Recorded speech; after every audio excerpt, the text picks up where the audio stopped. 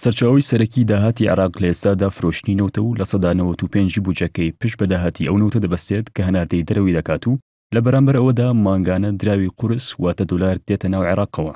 ئەو پارەی لە ئێستادا مانگانە عێراق لە ڕێگەی فرۆشتنی نەوتەوە دەستی دەکەوێت زۆر کەمترە لەو پارەی پێویستە مانگانە بیدات بە موچی فەرمانبەران.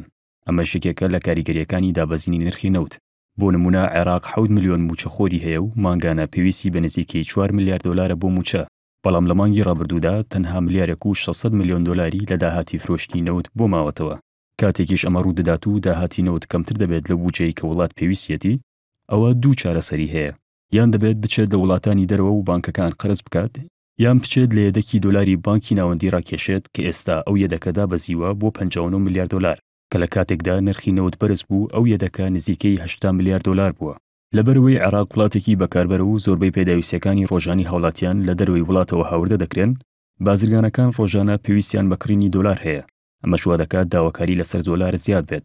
بۆ ئەوەی ڕێگری بکرێت لە بەرزبوونەوەی نرخی دۆلار و شکاندنی دیناری عێراقی، ئەوە بانکی ناوەندی ناچار دەبێت ڕۆژانە 120 میلیۆن دۆلار بخاتە بازارەوە و لیژنەی دارایی پەرلەمانی عێراقیش دەڵێن ئەو پارەیە لە یەدەکی دۆلاری بانکی ناوەندی ڕادەکێشرێت.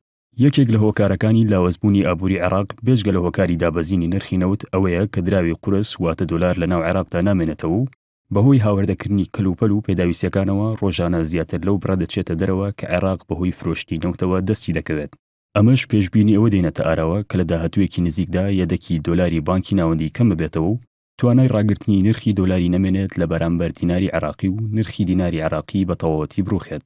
ئەمەش زیانێکی زۆر بە ئابووری عێراق دەگەیەنێت.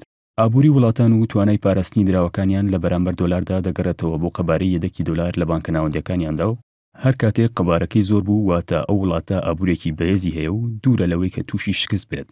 بەپێی ڕای پسپۆڕانی ئابووری چارەسەری ئابووری عێراق تەنها ئەوەیە کە عێراق لە وڵاتێکی بەکاربەرەوە ببێتە وڵاتێکی بەرهەمهێنەر و پیشەسازی و کشتوکاڵ پەرەی پێ بدرێت بۆ ئەوەی پێداویستەکانی هاوڵاتیان لە نێوخۆ بەرهەم بهێنرێت و ئەمەش ڕێگر دەبێت لە چوونە دەرەوەی دۆلار و وا دەکات یەدەکی دۆلاری بانکی ناوەندی عێراقی زیاتر بێت و نرخی دیناری عێراقی بەرز ببێتەوە و دراوی قورس لە نێو وڵاتدا بمێنێتەوە.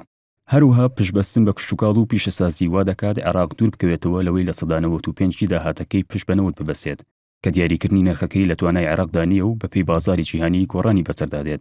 بەڵام پرسیارەکە ئەوەیە ئایا لەم دۆخەی عێراقی پێدا تێپەر دەبێت کە لە شەڕدا لەگەڵ داعش و سەدان گروپی میلیشیای چەکداری دروست بوون، حکومەت توانای جێبەجێکردنی پرۆژەی استراتیجی هەیە بۆ کشتوکاڵ و پیشەسازی